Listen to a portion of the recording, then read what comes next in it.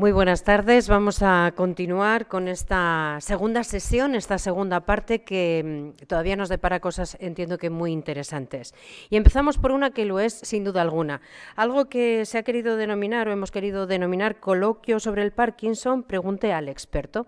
Para resolver todas las cuestiones, todas las dudas, todas las preguntas que les pueden venir a cualquiera de ustedes a la cabeza, para responderlas, como digo, contamos con dos expertos.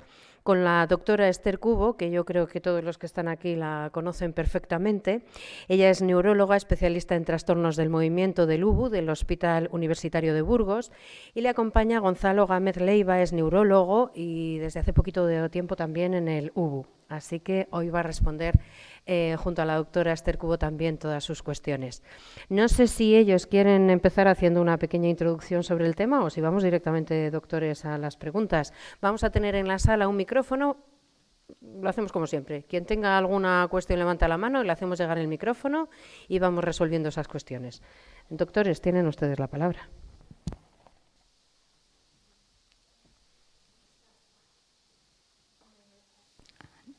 Hola. Sí. Ante todo, muchas gracias por la invitación y bueno, por estar nuevamente otro año más aquí con todos vosotros y presentaros a mi compañero, el doctor Gonzalo Gámez. Lleva muy poquito tiempo con nosotros, pero la verdad que es un especialista en trastorno del movimiento. Se ha dedicado mucho a la cirugía del Parkinson, que es otro tema que tenemos un frente que estamos abriendo en el UBU, por fin. Yo, bueno, lo que quiero transmitir es un mensaje de todo lo que se está haciendo en la investigación en la enfermedad de Parkinson. Nosotros, pues, todos los años vamos a congresos que nos permite actualizarnos en todo lo que se está haciendo y compartimos mucho con otros neurólogos de muchos países. Presentamos nuestras pequeñas cositas que estamos haciendo, porque también se hacen cosas aquí, en España, en Burgos. Y desde luego daros cuenta que al ser una enfermedad tan prevalente, pues la industria farmacéutica está volcada, está volcadísima, porque saben que si investigan mucho para intentar encontrar una terapia bien para mejorar los síntomas o en un futuro poder curar la enfermedad, todo el mundo sale ganando y se están haciendo pues muchos ensayos clínicos de nueva, utilizando moléculas de siempre, las de siempre, los tratamientos de siempre, como es la levodopa, pero administrados de forma diferente o con nuevos tratamientos farmacológicos. Y luego, es decir, hay mucha inversión. Eso quiere decir que no todas las enfermedades tienen esta suerte de tener un tratamiento sintomático. Y luego también el protagonismo que está haciendo en la investigación las terapias no farmacológicas, que siempre han sido consideradas desde un punto de vista científico, bueno, pues como de segunda clase, pero realmente porque la metodología, es decir, no se hacía una investigación de la misma calidad que con un tratamiento farmacológico, pero ahora se está haciendo investigación de muy buena calidad y desde luego yo creo que están al mismo nivel que el tratamiento farmacológico. Y bueno, ahora mi compañero. Sí, bueno, primero muchas gracias por la invitación. No voy a poder sustituir como debería al doctor Guruz, pero se va a intentar hacer lo que se pueda. Espero que sea la primera aunque sea la quinta, de otras muchas jornadas que pueda venir. Sí, es verdad que he estado sobre todo involucrado en los trastornos de movimiento en otra comunidad autónoma. Por la vida, pues al final acaba aquí en Burgos, intentando, pues, bueno, meter cabeza o intentando ayudar un poco en general ahora a todos los que puedo y luego pues ya se verá. Un poco a lo mejor puedo dar una perspectiva distinta, no distinta, pero bueno, un poco al ser recién llegado, un poco de cómo funcionan aquí las cosas. Sí que es verdad que me ha sorprendido varias cosas. La primera es la total entrega que tienen, no es por hacer la pelota, pero que tienen los neurólogos en este hospital y sobre todo la doctora Cubo, que algún día le preguntaré si tiene vida después de los pacientes, porque no lo sé. Y luego un poco, quizá también lo que fundamentalmente a lo mejor echan de menos la gente es el tiempo, ¿no? Que es algo que de lo que adolecemos la mayoría de los médicos y sobre todo los neurólogos, que es lo que yo conozco. Entonces nos falta mucho tiempo, nos sobran ganas y me consta que la dedicación es al 100%, si no un poquito más. Es verdad que yo siempre intento a mis pacientes intento que se vea la parte positiva de la enfermedad. Ninguna enfermedad tiene una parte positiva, porque lo mejor es no tenerla, pero sí es cierto que la enfermedad de Parkinson en muchos casos nos permite un tratamiento sintomático. Sabemos que no tiene cura, pero podemos mejorar los síntomas, podemos adaptar los medicamentos a los síntomas un poquito más especiales que pueda tener cada uno y sobre todo, como dice la doctora Cubo, hay un futuro enorme de mejoría de lo que tenemos y de nuevos fármacos que muchos de ellos se caerán, pero otros no. Y igual que en otras enfermedades neurológicas, pues ha habido un avance muy grande. En los trastornos, en la enfermedad de Parkinson ha habido algunos avances importantes como la cirugía o alguna de las terapias nuevas, modernas, ¿no? Pero siempre se ha limitado a lo que son los pacientes un poquito más avanzados. Yo creo que el futuro más próximo va a ser la mejoría de la gente desde el inicio, ¿no? Para que realmente el tiempo que estemos lo mejor posible y luego ya vendrán las terapias avanzadas, pero todo ese tiempo pues intentar que la gente esté lo mejor posible. Y eso, una cosa fundamental que necesitamos los médicos es que la gente se involucre un poco en su propia enfermedad, aprenda un poco de su enfermedad y sepa guiarnos en los problemas que le tocan, que le pasan, y otros que nos den un poquito más de tiempo para poder invertir en cada una de las personas que nos van preguntando. Y después de esta introducción, no sé quién tiene el micrófono, pero por aquí ya tenemos un par de preguntas. Vamos por orden, ¿de acuerdo? Tenemos tiempo, ¿eh? Bueno, buenas tardes y muchas gracias pues, por esto y por darnos la oportunidad de poder preguntar dudas que a lo mejor son individuales, pero que puede generar también en otras personas. Lo primero, pues me agrada saber que se está investigando. Yo tenía la duda, siempre pienso que a lo mejor no se investiga lo suficiente como en otro tipo de enfermedades degenerativas. Me alegra saber que sí, que se está trabajando. Entonces, en mi caso, yo llevo diagnosticada 9 años, pero realmente un año es en este último año es cuando se me ha agravado la enfermedad considerablemente, que ha hecho que mi vida diera un giro de 360 grados. Entonces, han hablado de la cirugía. Sí que me gustaría, si nos pueden comentar un poco en qué consiste esta cirugía y qué efectos puede tener, porque yo en mi caso sí que me han propuesto hacerla. Me da miedo, es un miedo que, bueno, pues no sé, en el momento que te hablan de tocarte el cerebro, pues parece que te echas un poco para atrás. Entonces, si pueden, pues sí que me gustaría que aclararan un poco en qué consiste esto o qué efectos podemos tener después de esa cirugía. Muchísimas gracias.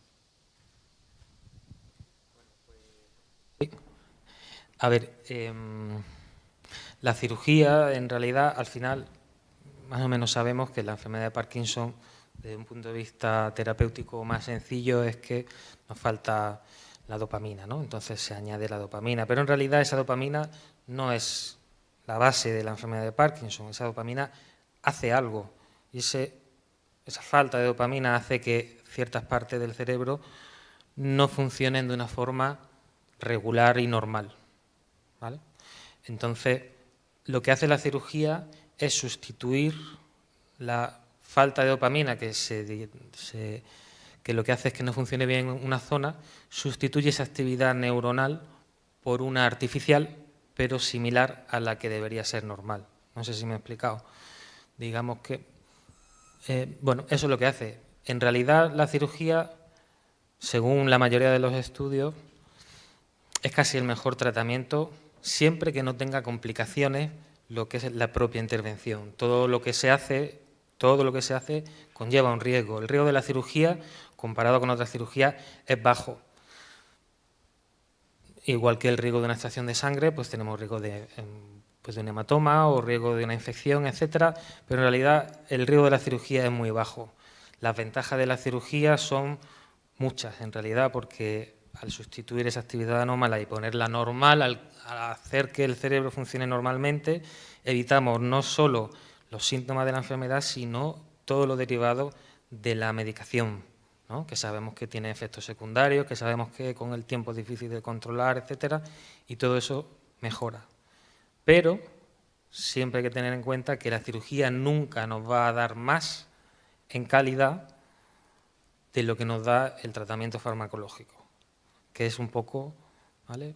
Por eso lo realmente importante de cara a los médicos no es si ofertar o no la cirugía, es a quién se le oferta, porque si no se selecciona bien a la persona, y no es porque me caiga mejor o por lo que sea, si no se selecciona bien el paciente, no va a ir bien, y si no va bien, ya vamos a tener otro tipo de problemas. Entonces, ese es, digamos, el punto fundamental. Hay que confiar que la persona que le indica la cirugía realmente sabe que es usted una persona a la cual le va a ir bien.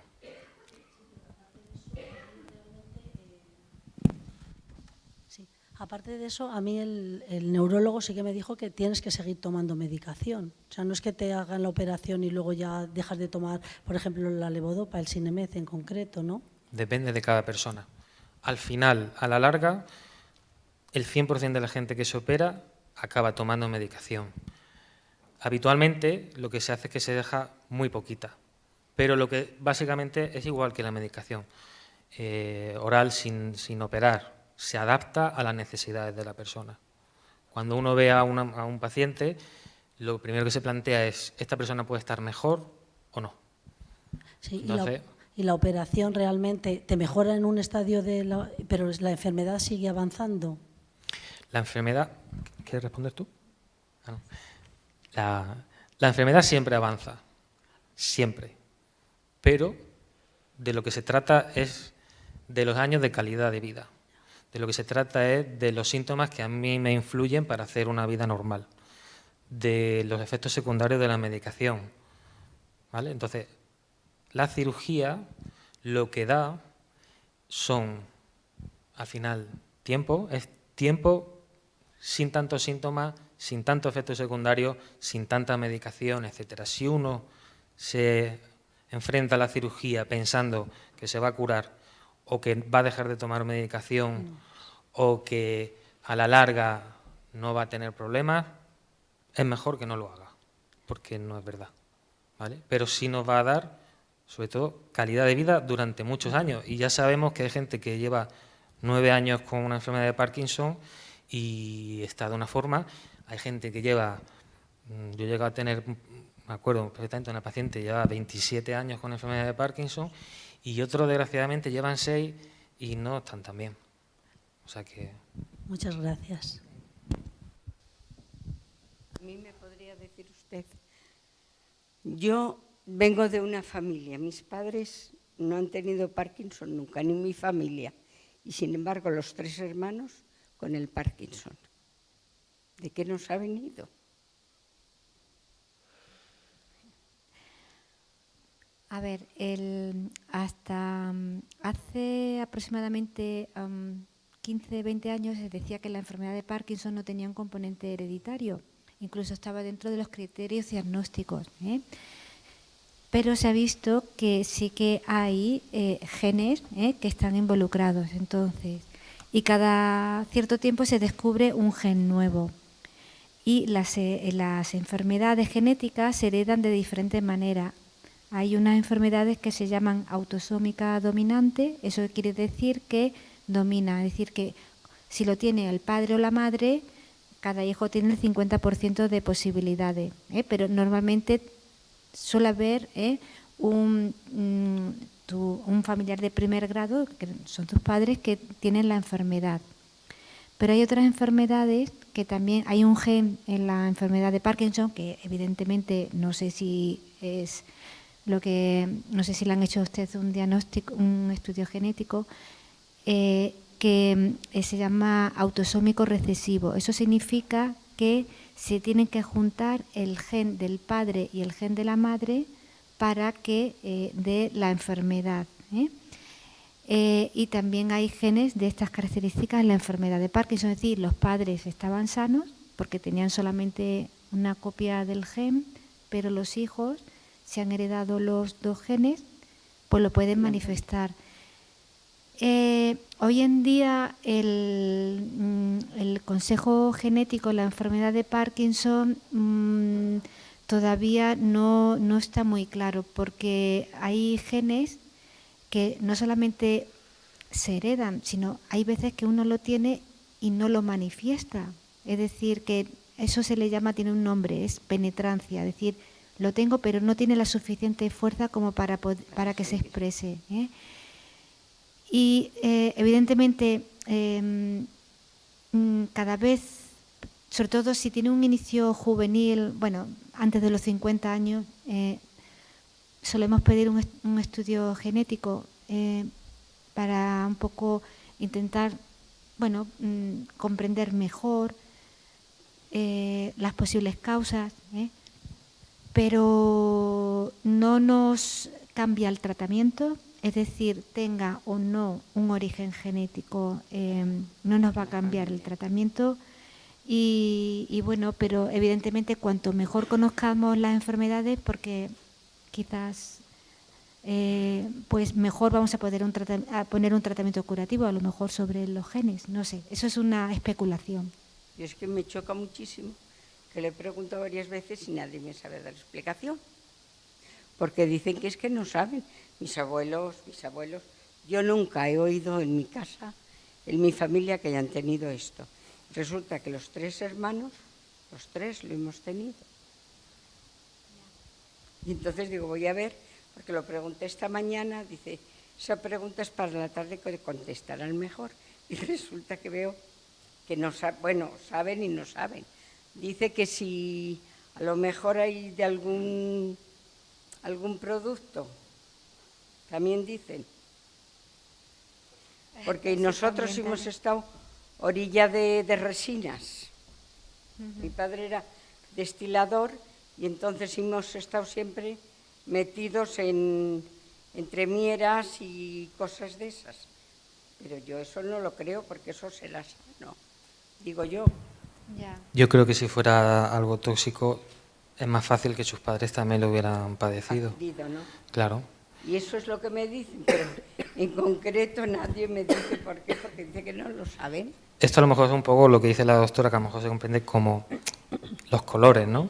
La mezcla de dos colores hacen un tercero distinto. Entonces, todos los hijos han salido de un color distinto a los padres por la mezcla de los dos colores de los padres. Sí, a los genes al juntarse, pues a lo mejor los tres hijos nos ha tocado la gorda. Pero bueno, ¿qué vamos a hacer? Vale, gracias por todo. Vamos a continuar con más cuestiones.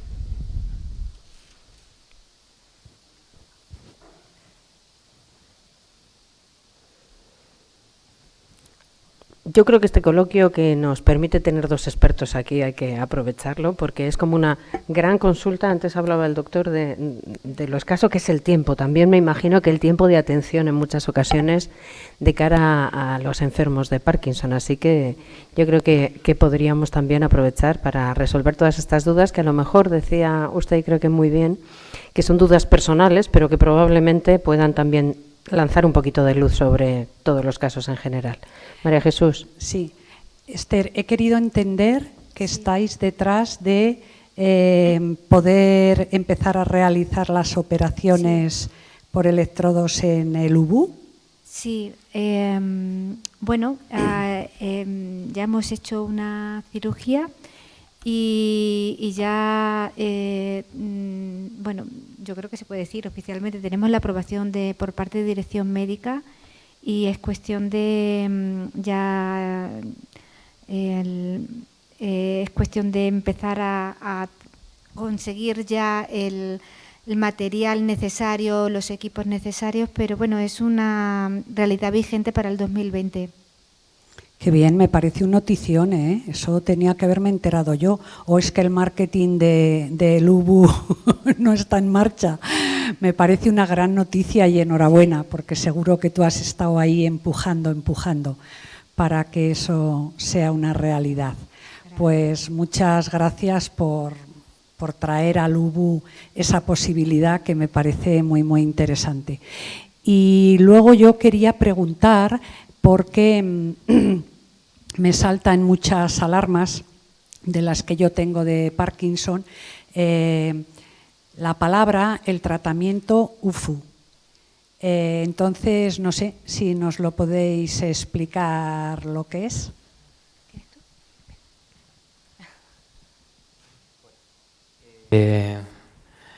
A ver, a lo mejor voy a intentar explicarlo explicando algo antiguo, ¿no? Sabemos que lo de la cirugía es que se modula la actividad cerebral en una zona concreta del cerebro. Eso se descubrió de forma casual porque en gente que tenía una lesión cerebral en esa zona resulta que desarrollaba unos síntomas como el Parkinson. Entonces se descubrió que ahí es donde radicaba anatómicamente un poquito la enfermedad de Parkinson.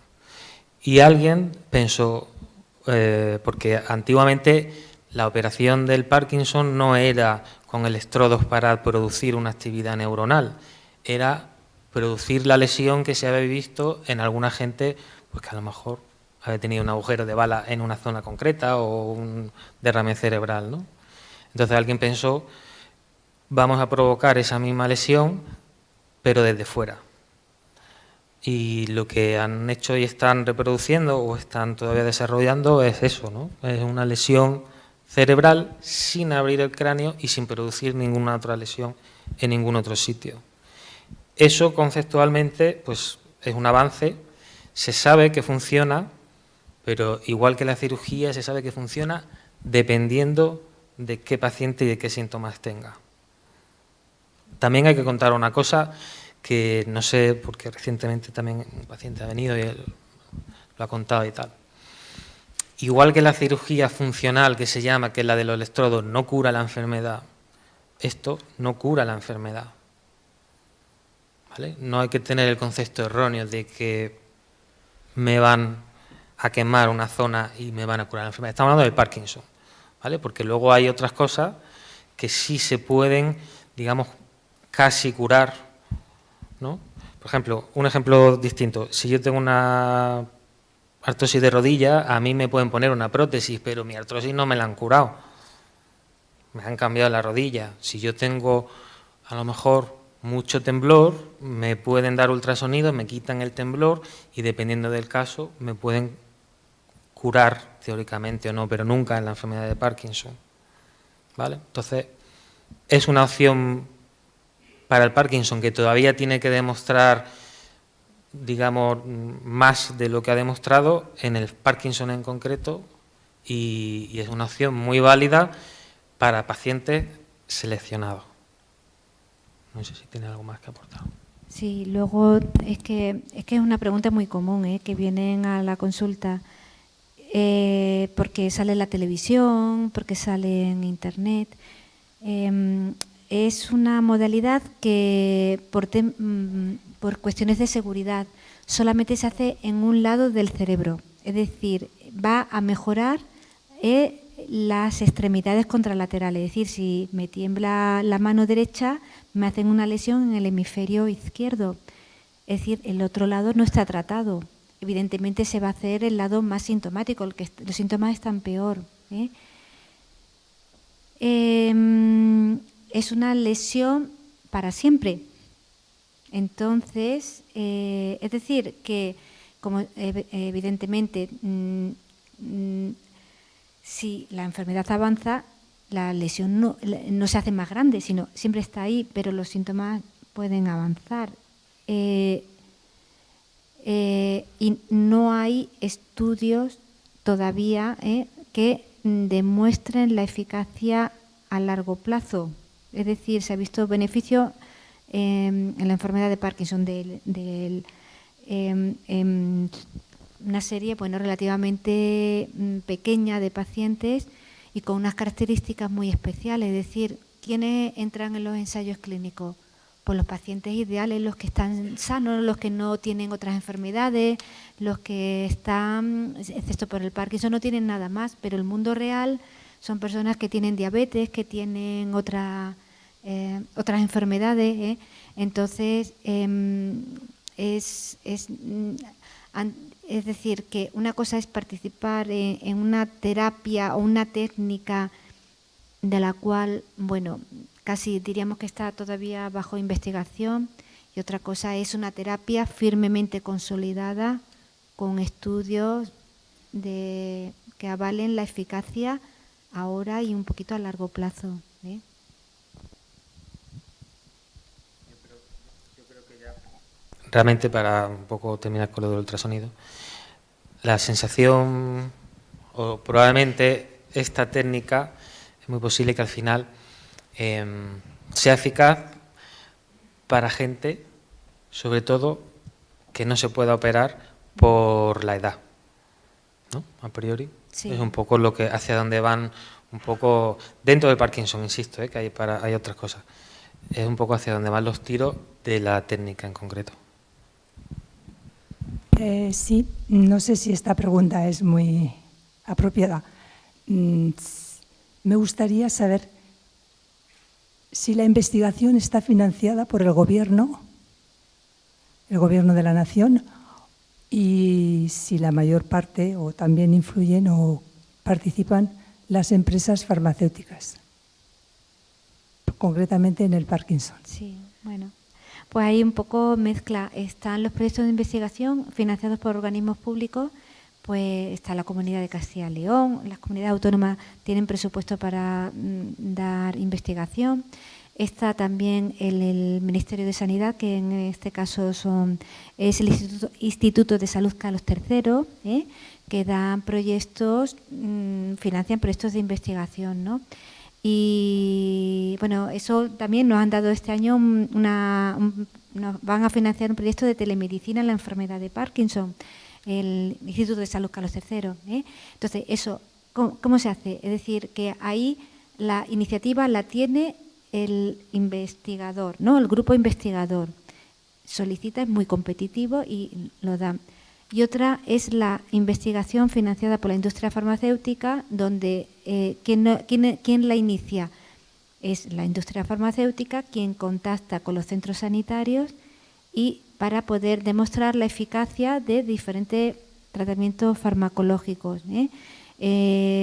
Toda investigación, tanto farmacéutica o como la financiada por organismos públicos, siempre pasa por un comité ético que avale la ética, es decir, que no estamos haciendo nada que no sea legal, que respetamos la libertad del paciente, que estamos poniendo todas las medidas de seguridad para que si hay algún problema podamos el paciente reciba en todo momento la atención sanitaria, ¿vale? Básicamente es que es muy legal, porque sí, en el pasado hubo pues errores, y ahora eso se está muy regulado, muy vigilado. Entonces hay mucha garantía en el sentido a la hora de participar en estudios de investigación. No sé si quiere. Por allí, sí. Mientras habla el doctor, se acerca el micro por allí. Perdón. La investigación pública, la financiación pública de la investigación en medicina habitualmente es o de cara a la atención sanitaria o de cara a lo que se llama un estudio básico, que no es porque sea fácil, sino por estudio de funcionamiento de enfermedad, etcétera, etcétera. Lo que son estudios de cara a la terapéutica, a tratamiento, hasta donde yo sé, ningún Estado tiene ninguna industria que se dedique a descubrir nuevos fármacos para ninguna enfermedad. Entonces, obligatoriamente, ¿no? Yo creo. Sí. Obligatoriamente, no voy a decir el 100% porque siempre he exagerado, pero la gran mayoría del estudio farmacológico es de la industria farmacéutica privada, porque son los únicos que realmente no hay ningún país que saque una pastilla para ninguna enfermedad.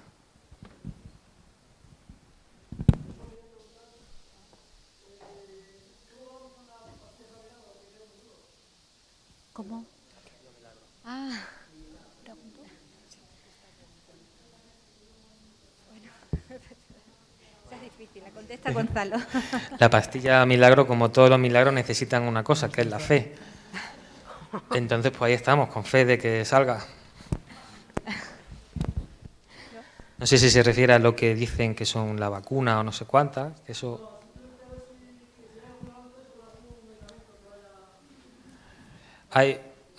Bueno, yo no sé si quieres...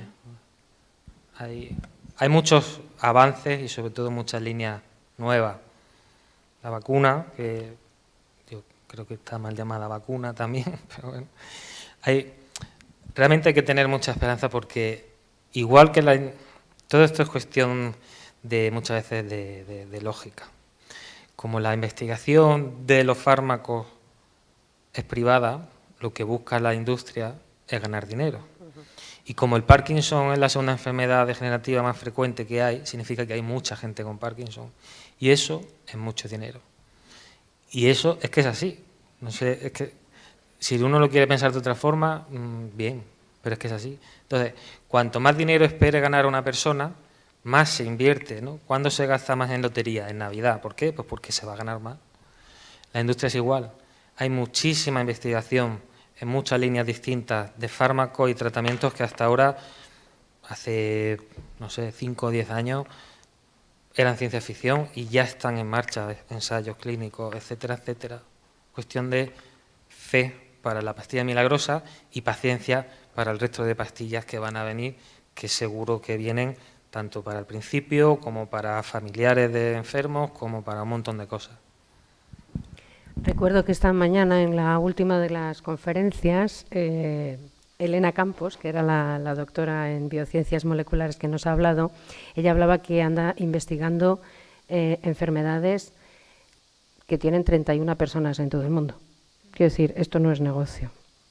Probablemente, siendo una muy mala noticia que haya una prevalencia, como decía la doctora, muy grande en Parkinson, tiene ese lado positivo, ¿no?, que siempre hay que buscar, porque se pone dinero para la investigación y evidentemente la patita de las farmacéuticas es esencial.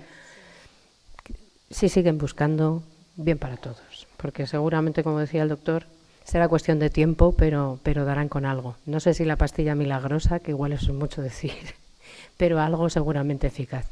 Elena, pide la palabra.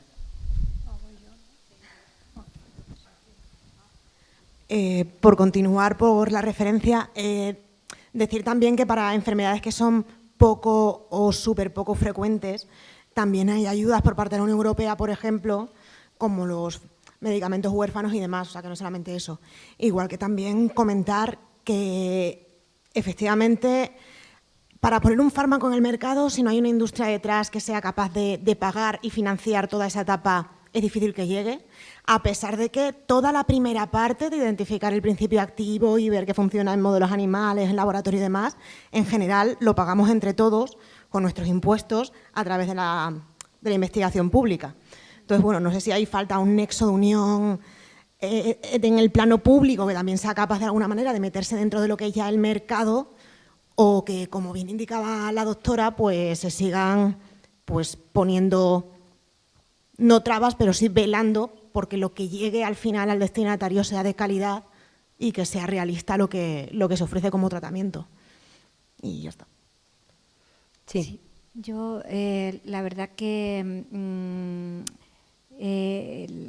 la medicina, ¿no? Yo creo que el principio que tiene que servir es la equidad, ¿no? Es decir, que todos tengamos el mismo acceso a los medicamentos.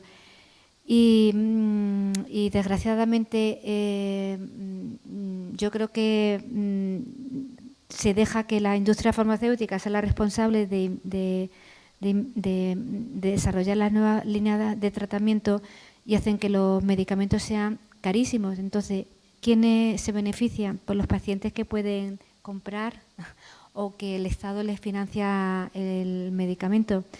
Pero claro, eso es un porcentaje de la población mundial que tiene Parkinson. Entonces, ustedes viven en una zona de confort que entiendo que es muy duro, pero son unos privilegiados. Es decir, no todo el mundo tiene acceso a la última medicación, porque bueno, puede haber diferencias. En España a lo mejor no está comercializado este producto y en Estados Unidos está ese, pero muchos productos nuestros no están comercializados en Estados Unidos. Es decir, que no todo lo mejor es en Estados Unidos. Es decir, que en general, Europa es un sitio privilegiado.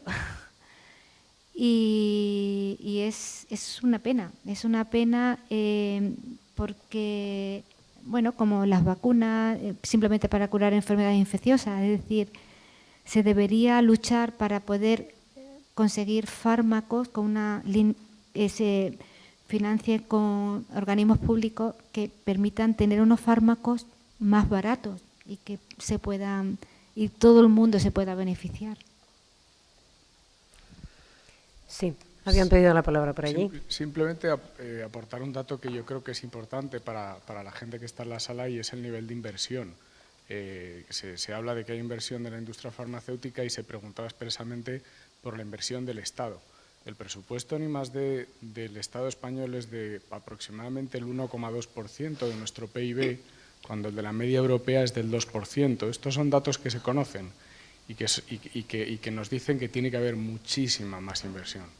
Los proyectos de investigación que financia el Instituto de Salud Carlos III estarán tremendamente limitados por una capacidad de financiación muy escasa, pero que es todavía peor la realidad de la que no se habla tanto, y es que de ese presupuesto se ejecuta solo una parte muy pequeña. Se abren convocatorias que luego se dejan vacías y a final de año el presupuesto real que se ejecuta es muy inferior. Y los fondos que no se han gastado, por ley de presupuestos generales del Estado, no se pueden pasar al año siguiente. Y esos fondos los utilizan los gobiernos con otros fines. Es decir, encima de que tenemos un presupuesto en I+D muy bajo, encima más de la mitad de ese presupuesto nos están engañando y se está gastando en otras cosas. Entonces, si queremos que efectivamente podamos ofrecer nuevas alternativas y podamos ofrecer nuevas vías, desde luego tenemos que reclamar el derecho a que la inversión en I+D sea por lo menos como la de nuestro entorno, que es prácticamente el doble y además se ejecuta al 100%, que echando unas cuentas es como si fuera en la práctica el cuádruple de lo que estamos gastando en I+D en este país. Solo por aportar ese dato, que creo que es muy importante. Entiendo que se abre con eso un debate que no es una cuestión que los doctores ni casi ninguno de los que estamos en esta sala, me parece muy interesante la reflexión, pero sí que es cierto que después vamos a tener aquí la posibilidad de escuchar a personas que nos van a presentar la Federación de Castilla y León de Parkinson. Quiero decir, es interesante y lo hablábamos también a la hora de la comida y luego cuando les tengamos aquí arriba podemos también proponer otros debates similares para que sean ellos, y hablábamos de lo importante que puede ser el tener una voz única, el sumar las voces de todos para poder tener mucho más fuerza a la hora, bueno, por decirlo de una forma muy gráfica, a la hora de llamar a puertas, ¿no? O a la hora de poner sobre la mesa cuestiones como esta, ¿no? Uno por uno es muy complicado. Asociaciones provinciales, lo comentábamos antes y creo que también se dirá, están casi más a la atención diaria y a la atención directa que a lo que puede ser otro tipo de reivindicaciones. Pero cuando se consigue crear asociaciones, federaciones, confederaciones incluso más amplias, estas representan a un mayor número de enfermos y tienen por lo tanto una voz más firme y más fuerte, ¿no?, delante de quien corresponda, en este caso, pues para reclamar esa ejecución. No sé si elevar el presupuesto o ejecutar el que ya se dispone, o ambas cosas. Entiendo que puede ser lo más idóneo. En cualquier caso, si retomamos algún aspecto médico, creo que había alguna cuestión más que se quería plantear por ahí. Hola, yo quería preguntar por un caso en concreto. Mi padre usó un año plumas inyectables y luego la bomba por el día y por la noche. Después decidieron operarlo, bueno, los electrodos. Y a raíz de salir del quirófano ese mismo día empezó con un dolor en el abdomen que según él es insoportable, vamos. Le hicieron todas las pruebas que podían y no ven nada. Todo lo achacan a que es una persona nerviosa y quería saber si tienen algún antecedente o saben de dónde puede venir, porque los médicos, él se operó en Oviedo. Allí no, llevamos así 4 años. Él dice que es peor ahora el dolor que lo de antes. Que antes no se podía mover pero no tenía dolor, pero es que ahora tiene muchos dolores. Gracias. A ver, yo me imagino que como relación directa los médicos nunca podemos obviar una coincidencia en el tiempo, ¿no? Es algo que siempre hay que tener en cuenta. Y a priori, pues aunque no nos lo expliquemos, pues lógicamente si empezó después de la cirugía, a priori alguna relación debe tener. Ahora, ¿cuál es? Me imagino que habrán visto, no sé si tiene la pila en el abdomen o lo tiene en el pecho. En el pecho. En el pecho. Tampoco influye si está estimulando o no está estimulando, si está apagado o no está apagado. Ni influye si toma medicación o no toma medicación. Por las noches dice que le pasa, que solo es por el día. Solo por el día. Sin embargo, la estimulación está a las 24 horas, ¿no? Porque no descansa, no tiene tiempo. Sí. Entonces, igual que hay que hacerle caso a la relación temporal, pues también hay que hacerle caso a la otra relación temporal, que es que la estimulación está puesta 24 horas y no tiene dolor por la noche. Con lo que de la propia estimulación, a priori, sería, o sea, a tu pregunta, perdona que me he enrollado, no sé muy bien por qué le duele. A priori, es difícil entender que le duela el abdomen si no tiene la pila en el abdomen y si no tiene relación con la estimulación, con el estar encendido o apagado, porque entonces yo no le encuentro. Lo siento.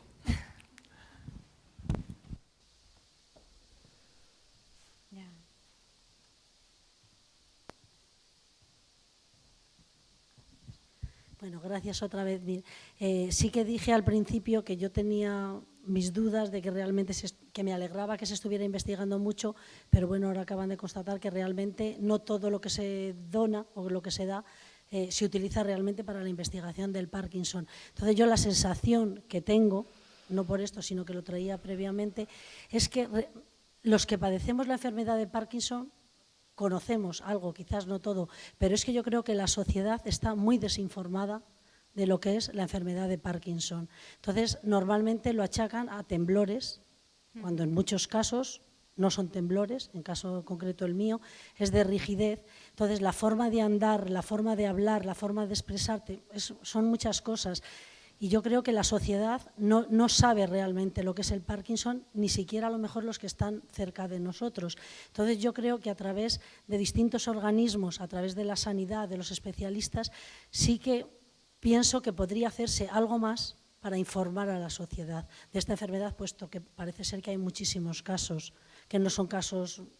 No somos un grupo reducido de personas las que lo padecemos y parece ser también que cada vez en edades más jóvenes. Entonces yo sí que apelo a que, bueno, pues que de alguna forma se pudiera informar a la sociedad en general para que supieran lo que es realmente el Parkinson y que no es algo que se sufre en soledad, sino que implica a todos los que están alrededor. Gracias. No sé si a esta reflexión quieren añadir algo, doctores. ¿Se puede hacer algo más desde la parte más sanitaria en cuanto al conocimiento de cara a la sociedad? Yo como medio de comunicación, que yo soy periodista, me he sentido interpelada directamente y le doy la razón 100%. O sea, considero que es, junto con otros muchos temas, probablemente el Parkinson sigue siendo un gran desconocido. Un gran desconocido. Sí que es cierto que esa labor de divulgación y de conocimiento es una tarea muy lenta. Es muchas veces, bueno, mucho más lenta de lo que parece. En este sentido, todas las asociaciones, quiero decir, los medios de comunicación somos transmisores a la sociedad de aquello que somos capaces de conocer también o que se nos traslada. Por lo tanto, sí que considero que estamos en un momento especialmente idóneo para mejorar esa transmisión a la sociedad. ¿Por qué? Porque existe algo que se llaman redes sociales, existe algo que se llama Internet, que muchas veces desinforma, pero que bien llevado desde las propias asociaciones, llevado desde diferentes ámbitos, e incluso el sanitario, sí puede informar. Esa gran ventana al mundo, ¿no?, que es Internet, puede convertirse en un grandísimo aliado, a veces también en un grandísimo problema, ¿no? Pero con Elena veíamos esta mañana también incluso que podemos echar mano de Internet, de nuestro teléfono móvil, de esa tecnología que todos llevamos encima para poder informarnos en unos pocos segundos de muchas cuestiones, ¿no? No sé cómo lo ve, doctora. Yo creo que falta una buena película que hagan sobre la enfermedad de Parkinson, porque, por ejemplo, Despertares, todo el mundo ha visto Despertares y entonces todo el mundo se queda maravillado por el descubrimiento de la levodopa. Y es que, como fue verdad, pues tuvo que ser una cosa así. Y, en cambio, hay películas sobre el Alzheimer, que esta actriz, que no me acuerdo cómo se llama, hizo una película maravillosa. El hijo de la novia es una gran película sobre el Alzheimer. Claro, pero no hay una película que su personaje sea un paciente con enfermedad de Parkinson, que tenga pues eso, sus problemas con el trabajo, cómo cambia la pareja, la familia, todo eso, ¿no? Pues yo creo que, por ejemplo, hacer una película donde un protagonista sea un paciente, pues seguro que eso calaría muchísimo. Es que, no sé, como siempre, todo lo audiovisual, lo que sale en la tele, influye muchísimo. O la visibilidad de una persona pública da mucha fuerza, porque si no, siempre el prototipo es la persona anciana, que se queda en casa, que ella deja de hacer todo, porque como no puede hacer nada, ¿no? En cambio, hay que dar la visión que tenemos que dar hoy en día, ¿no?, es que tienen que tener una protección social, porque, bueno, desde el punto de vista, como siempre, el dilema, trabajar, no trabajar, pero nosotros siempre animamos que, en la medida del posible, que trabajen, ¿no? Pero una persona activa, una persona que tiene una enfermedad crónica, y ya está, una enfermedad crónica. Vamos, es que el apellido neurodegenerativo es que es muy malo, vamos a hablarle como una enfermedad crónica. Sí, una enfermedad crónica limita, la artritis reumatoide limita mucho, y sufren mucho dolor. Ahí queda lanzada esa idea. No sé si alguien en la sala conoce un buen director de cine, si no, lo buscaremos. Claro. Lo buscaremos.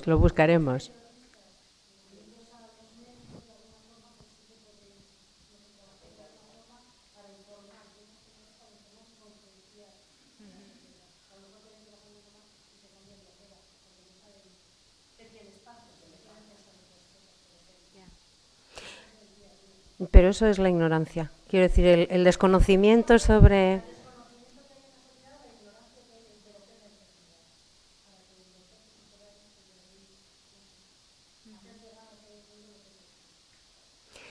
Yo recojo el guante en la medida de las posibilidades pero evidentemente los medios de comunicación, antes hablábamos de cómo es de importante, ¿no?, a la hora de la inversión el que las farmacéuticas inviertan o no, y hablamos de que al final invierten más en función del posible negocio. Bueno, pues con los medios de comunicación pasa algo que también me van a permitir la palabra, pero es muy heavy, que solo se cuenta lo que se vende bien. Pero estoy de acuerdo con la doctora en que si somos capaces de encontrar una buena historia, eso sí se podría vender. Personalizar en muchas ocasiones, quiere decir, se puede sentar una doctora o un doctor y hacer 1000 entrevistas, que probablemente se han hecho muchas, en la tele local, en las teles regionales, incluso en la tele nacional, pues habrán ido en muchas ocasiones tanto doctores como representantes de diferentes asociaciones de enfermos y habrán hablado de esto, pero solo cuando somos capaces de trasladarlo a través de los propios protagonistas es cuando probablemente consigamos... todo tiene que ver con la empatía. Por contarles algo, hace muy poquitos días se celebró el Día de la Salud Mental, el día 10 de octubre. Yo tengo la suerte de trabajar con gente como ustedes, pero tengo la suerte también de trabajar en Palencia en un centro asistencial de salud mental.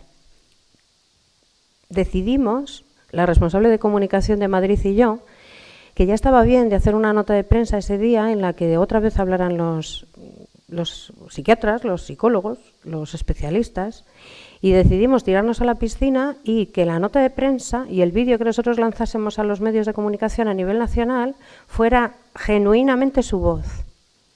Les invito a verlo porque tenemos un vídeo colgado que dura 2 minutos, pero la nota de prensa la hicimos después de 2 tardes de trabajo con ellos, no cambiamos ni una sola coma y les dijimos, ¿qué queréis decir a la sociedad? Y ellos fueron la voz. Y el vídeo es un vídeo en el que ellos expresan todo eso que sienten, que en muchas ocasiones tiene mucho que ver con el estigma.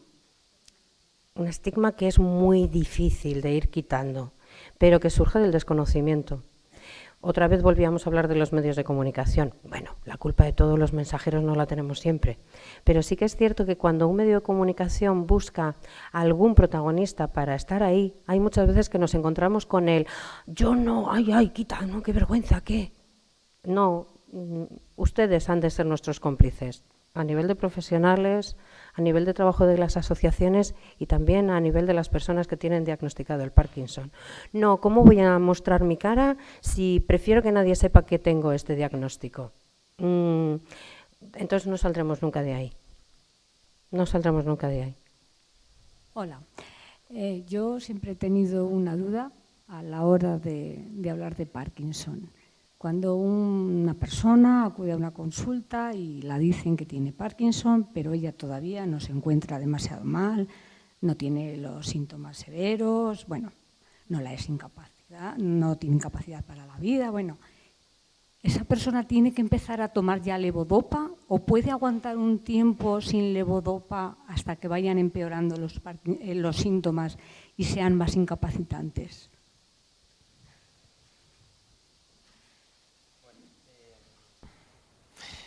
Habitualmente, aquí es una pregunta que yo creo que se ha hecho en la neurología desde hace un montón de tiempo y que ha ido en espiral con respuestas distintas a lo largo del tiempo también. Hace años se decía que sí, luego que no, luego que sí, luego que no.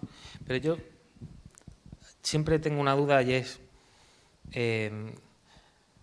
si estamos hablando de tratamiento sintomático, esa persona que se acerca a la consulta de neurología, que va una vez, que probablemente se le hace pues, alguna prueba, etcétera, y ya es en la revisión, habitualmente cuando se empieza el tratamiento o lo que sea, si va, también es porque tiene síntomas, ¿no? Entonces, si uno va porque tiene síntomas, habitualmente necesita tratamiento. Ahora ya si es la levodopa o no la levodopa, bueno, también se puede hablar de eso, ¿no? En principio, como conclusión, realmente, a lo mejor me confundo porque ya digo que todo esto va en espiral y cambia muchas veces, no es relevante empezar o no empezar con la levodopa unos meses antes o unos meses después. Es cuestión de síntomas y, como hemos dicho antes, calidad de vida. Si una persona joven, pues, habitualmente no se empieza con levodopa a no ser que tenga muchos síntomas, entonces porque a lo mejor busca más eficacia o más mitigar los síntomas. Habitualmente, si los síntomas son leves, pues uno a lo mejor pues puede esperar y dar otro tipo de tratamiento, ¿vale? Pero parece que está claro que la enfermedad no va a evolucionar ni mejor ni peor porque yo me tome levodopa unos meses antes o unos meses después, que es lo que mucha gente es reticente.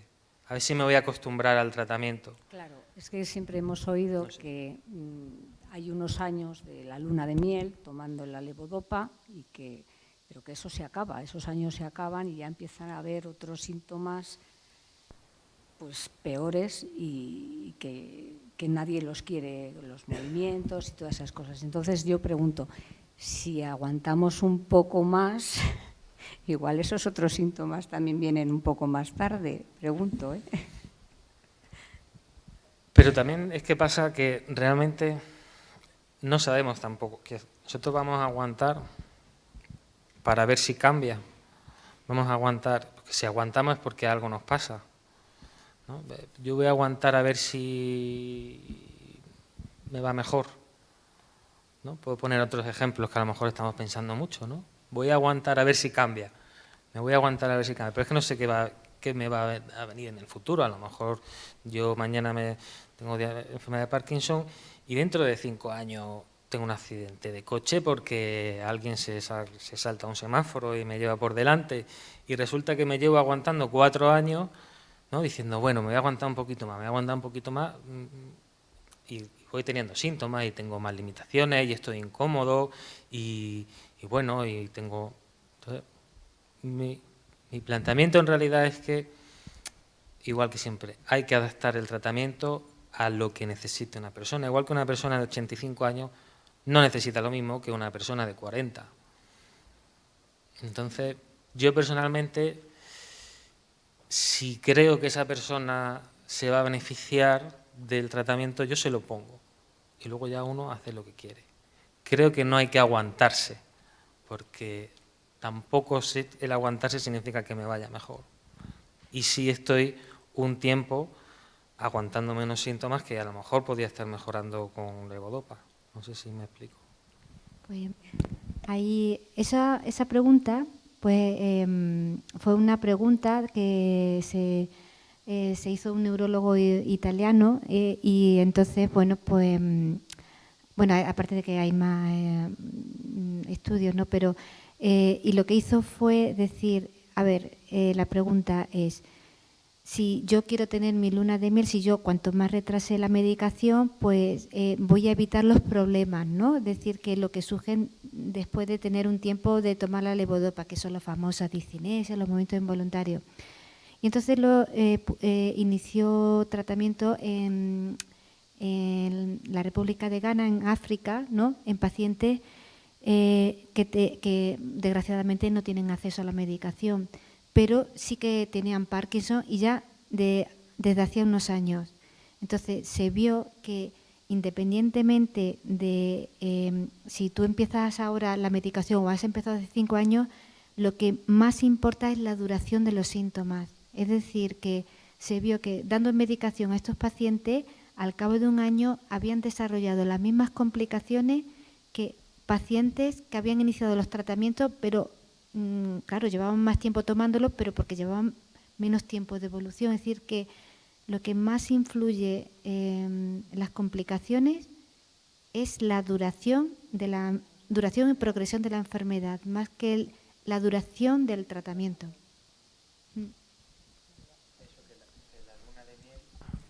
Que la luna de miel no es por el tratamiento, la luna de miel es por la enfermedad. La enfermedad avanza y ya no me responde ¿no? Ya necesito más cosas, pero no es por que haya tomado, no me acostumbro, el cuerpo no se acostumbra a la mayoría de los tratamientos. Tenemos por aquí también otra cuestión que quieren plantear. Bueno, pues lo primero, buenas tardes.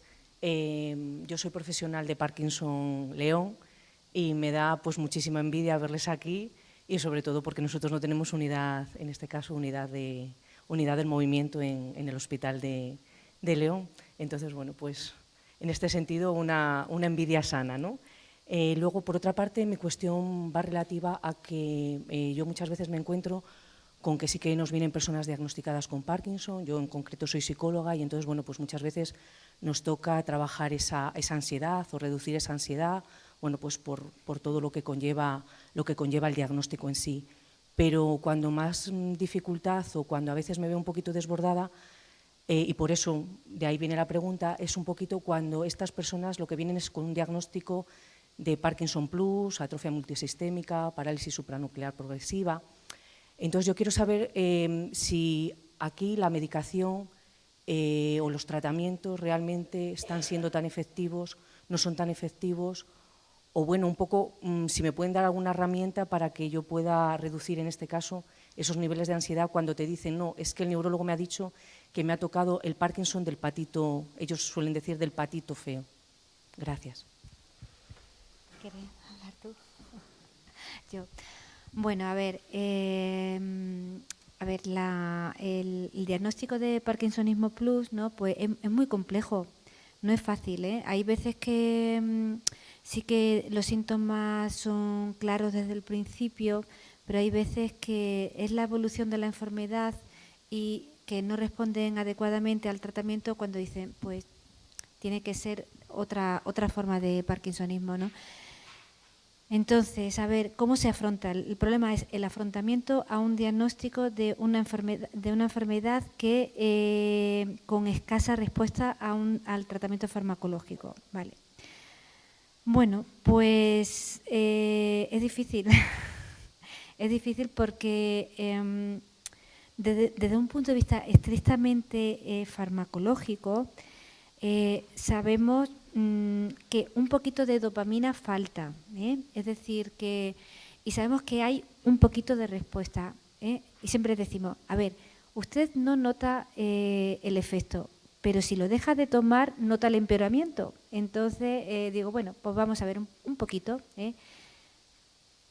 pero realmente el seguimiento de un paciente con una patología crónica no solamente es la parte motora estrictamente, sino también tenemos que ver el conjunto de la persona, ¿no? Porque, es decir, podemos tratar otros aspectos, ¿no? Es decir, bueno, pues esa persona tiene una depresión fuerte, ¿no? Pues también se puede beneficiar de un tratamiento psiquiátrico. Esa persona realmente, por su parkinsonismo, le baja mucho la tensión. Pues voy a ver qué tratamientos farmacológicos tiene para que no le baje tanto la tensión. Es decir, que podemos hacer tratamientos, podemos hacer seguimientos que mejoren un poco las diferentes manifestaciones que tiene la enfermedad, que muchas veces no solamente es la parte motora, sino la esfera neuropsiquiátrica y también disautonomía, lo que he dicho. Y luego el recomendar pues el tema, el diagnóstico de disfagia, es decir, esas personas se benefician de un tratamiento que podemos considerar más o menos efectivo y casi en la esfera de cuidados paliativos, pero que al fin y al cabo lo que queremos es ¿qué queremos conseguir en el fondo? Que camine o mejorar la calidad de vida de esa persona. Evidentemente las dos cosas, ¿no? Pero queremos mejorar la calidad de vida de esa persona intentando manejar la mejor medida de lo posible los tratamientos. Entonces, ¿cómo trabajar el afrontamiento? No descuidando al paciente, es decir, que el paciente no se sienta descuidado. Yo creo que es muy importante que haya un seguimiento por parte del neurólogo, sus cuidados de salud general, porque al ser un paciente generalmente con una vida muy sedentaria, hacen pues complicaciones propias, obesidades, escaras, y luego un seguimiento a través de terapia no farmacológica y el entorno, es decir, es muy complejo, es muy difícil, y luego yo creo que, no sé si otras asociaciones son tan generosas, pero realmente ¿dónde se pueden beneficiar esos pacientes? Porque no tienen una asociación de PSP, de Parkinsonismo, van a las asociaciones de Parkinson, y entonces claro, y yo creo que es una generosidad de compartir recursos que al fin y al cabo benefician a todos, ¿no?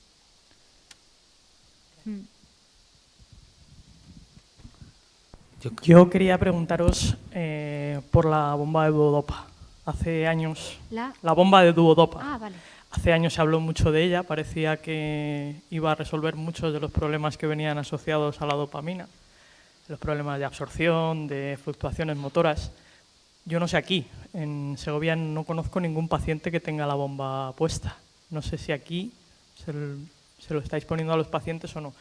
No sé si que no se haya hablado de ella después es porque no ha demostrado eficacia o porque la dopa en gel tiene un coste que hace no recomendable el tratamiento desde el punto de vista sanitario público. Pero es algo que me llama la atención porque hace 4 o 5 años se hablaba muchísimo de la bomba, de que había que cambiar el método de administración ya que la forma oral daba muchas complicaciones y esto parecía que iba a resolver mucho, pero no ha llegado. No sé si aquí lo ponéis o no. Sí que lo ponemos. Y a ver, al fin y al cabo es una forma de administrar la levodopa. Sí que seguimos poniendo nuevos pacientes y tiene sus indicaciones. Es decir, son las personas que fluctúan muchísimo y que y está considerado dentro del grupo de terapia avanzada. Significa ahí está la apomorfina, la cirugía y la duodopa. Y ahí nos movemos dentro de esas 3 terapias. Es decir, aquellos que ya pues no están bien controlados con la medicación oral, algo más se tiene que hacer. Y pues tenemos esas 3 terapias y dependiendo de las características, si tiene cuidador o no, es decir, la edad, pues ya aconsejamos y preguntamos, porque nosotros podemos aconsejar, pero quien tiene la decisión final al final es el paciente y dice, sí, me puede aconsejar, pero a mí la cirugía me da mucho miedo o yo no quiero llevar ese armatoste colgando. Es decir, que ahí nosotros damos evidentemente una información basada en el conocimiento, ¿no? Pero tiene que ser consensuada, pero sí que se sigue poniendo, tiene sus indicaciones, tiene generalmente mejora, no cura, mejora las fluctuaciones, tiene sus complicaciones y cuando no va bien, pues se quita. Es decir, es como otra terapia más.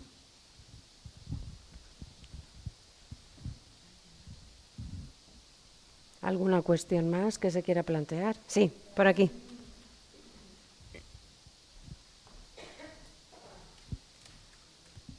Hola, buenas tardes.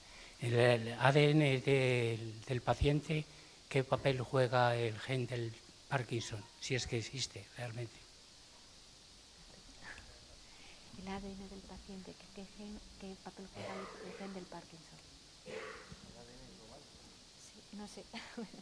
La pregunta es un poco, ¿no?, relativo a la genética del Parkinson. El Parkinson dentro del ADN, sí.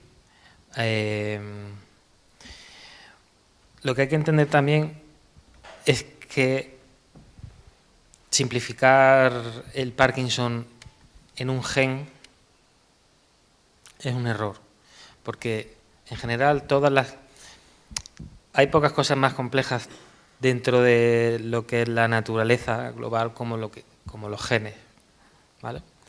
No hay un gen del Parkinson, ni siquiera hay una forma de heredar el Parkinson nada más, ni siquiera es el ejemplo que hemos puesto antes de los colores, porque hay otras muchas formas de tener, entre comillas, un gen del Parkinson. Yo puedo tener un gen nuevo mío que empiece una línea de familia de Parkinson, o puedo tener, como ha dicho la doctora, un gen que no sea lo suficientemente fuerte como para que dé Parkinson, pero sí en mis hijos. Entonces, es una pregunta que solamente se puede responder en el caso en concreto de yo tengo, ¿no?, por ejemplo, ¿no?, yo tengo 3 hijos de 20 años y mis 3 hijos tienen Parkinson. ¿Qué papel juega ahí lo que yo he podido hacer? No hacer, sino lo que yo le he dado a mis hijos o algo así. Pero en general, la herencia de la enfermedad de Parkinson hay de muchísimos tipos. Hay herencia que es absolutamente directa, que significa que todos mis hijos lo van a tener. Hay herencia que entra dentro, que a lo mejor 1 de cada 4 hijos la puede tener, porque luego siempre está la posibilidad de que no. Hay mutaciones puntuales, entonces es una pregunta que se podría a lo mejor concretar mejor y podemos responderle siendo un poco más concretos también. ¿La perdón? No, eso es una cosa familiar, vamos a dejarlo así, ¿no? No sé si a lo mejor no hay una... No, es como si yo ahora, no sé, si me pongo a pensar el por qué yo tengo menos pelo que mi vecino de al lado, pues hay muchas cosas que pueden influir. Influye en mis padres, influye en mis abuelos, influye en dónde he vivido, influye en lo que me he podido cuidar, influye en la alimentación, influye en un montón de cosas y no hay una respuesta única ni sencilla a una pregunta tan global como la genética del Parkinson, ¿esto cómo va? Porque hay de todo. Bueno, ya con esta pregunta terminamos. Bueno, creo que no había ahora ninguna mano levantada ya, ¿no? No. Es que ya tenemos que terminar por la hora. Bueno, la verdad es que muchísimas gracias porque os hemos sometido ahí a un 3er grado. Yo ahora lo veía desde aquí con el fondo negro y ahí digo, mira, es que les tenemos ahí, plas. Muchísimas gracias porque creo que habéis cumplido con creces el coloquio que estaba anunciado y que habéis contestado, pero a todas las preguntas, ¿no? Bueno, yo ya para terminar, pues claro, pues ya me conoces, Esther, y aquí no hemos venido para nada. Entonces, mi pregunta es, como neurólogos ya con mucha experiencia, no con cierta, con mucha experiencia, ¿vosotros veis que vuestros pacientes, los que van a una asociación de Parkinson, tengan mejor calidad de vida o estén físicamente mejor? Vosotros preguntáis en primer lugar si hacen terapia rehabilitadora, ¿no? Si se sienten, bueno, eso lo primero, si preguntáis si van a la asociación que corresponda, y en segundo, si realmente y clínicamente y médicamente veis que haya alguna mejora en el conjunto de su calidad de vida.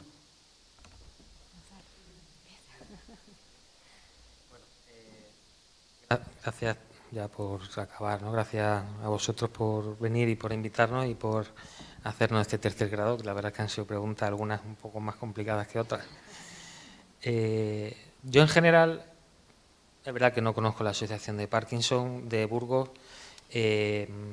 no llevo tanto tiempo como para poder valorar aquí en Burgos cómo va, ¿no?, la gente que va a la asociación o no. Yo creo que todo, a lo mejor soy un poco más relativista, pero todo tiene su parte buena y su parte mala, y me refiero, no todo el mundo vale para ir a una asociación, porque a no todo el mundo le hace bien ir a una asociación. A la gente que le hace bien ir a una asociación, a la gente que quiere ir a una asociación, que no quiere pero va y al final, digamos, se adhiere a la asociación y se beneficia de todo lo que le puede dar la asociación, yo creo que ya sea médicamente valorable en una escala de exploración de Parkinson o simplemente una entrevista, decir, tú estás más contento desde que vas, etcétera, yo creo que eso sí, pero también creo que hay gente que no le va bien y esa gente lógicamente no va, ¿no? Pero que no es algo, no sé si... Yo pienso que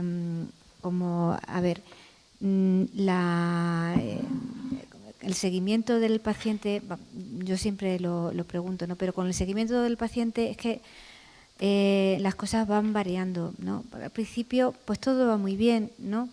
Pero los años pasan y empiezan los problemas, ¿eh? Y entonces yo pienso que cada vez se pueden beneficiar más, ¿no?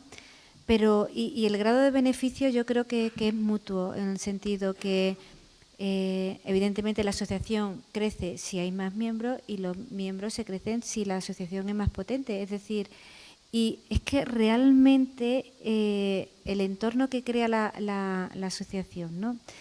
No solamente ya es la parte terapéutica, sino también la parte social, ¿no? De socialización, de salir de casa. Si es que el problema es que muchas veces las personas no salen de casa o dan un paseo pequeñito, o es decir, se arreglan, se ponen guapos, van a la asociación, hacen sus terapias, hablan, comparten sus tratamientos. Este me va bien, pues a mí esta pastilla me va mal, les entienden.